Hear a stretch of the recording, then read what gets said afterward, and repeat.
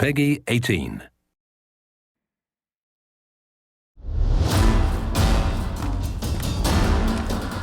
Hi, I'm Scot Amos, executive producer on Tomb Raider Definitive Edition, and this dev diary will explore what makes a next-gen Lara.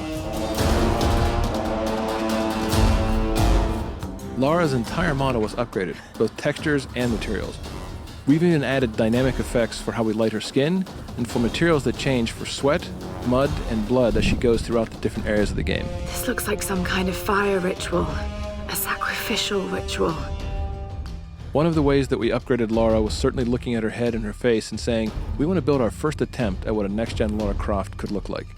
Lara's head has been retopologized and increased in resolution for a higher fidelity and appearance. Her head was literally rebuilt from scratch with over 5 times the density and improvements on her eyes, nose, mouth, and cheeks, and all of her textures are at a higher resolution as well. The next big area for us to focus on upgrading Lara was something we could only do on next-gen. For Lara, her hair is one of the biggest elements you'll constantly see from a third-person camera running through an action-adventure. So we added truss effects, custom-written and custom-optimized for next-gen consoles. I hope this thing still works. This technique allows for all the individual strands of her hair to actually be calculated as a simulation in physics to react to wind, weather, and as she moves, runs, or she's even hanging upside down in the world, giving amazing fidelity to how this character looks on screen. One of the other ways we wanted to upgrade Lara was specifically looking at her skin. It's a very big deal.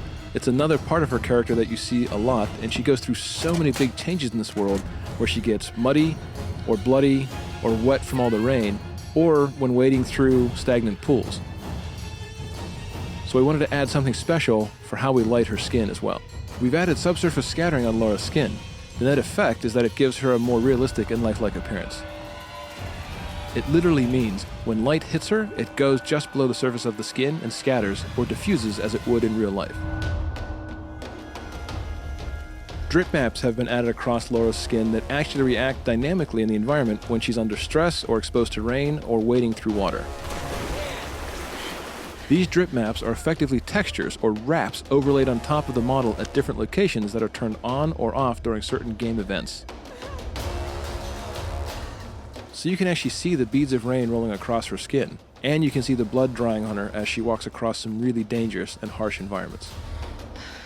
We put Lara through everything on this island, and we want players to feel that visceral sensation of being in this world with her and saying, oh my gosh, I can see the realism here. I can feel the pain and the angst that she's going through in each of these moments. So one of the things that we had to do, looking at the next-gen version of Lara Croft and looking at Tomb Raider, was put all kinds of simulation into the world. All of her gear now has physics simulation added on top of it.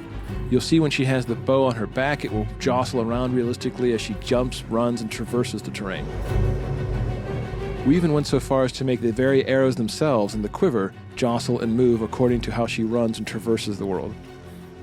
You'll even see things like the radio that is strapped to her back, the pistol in her holster, and more importantly, one of the key pieces of equipment, her climbing axe, swinging naturally as she runs around or climbs or hangs from various areas.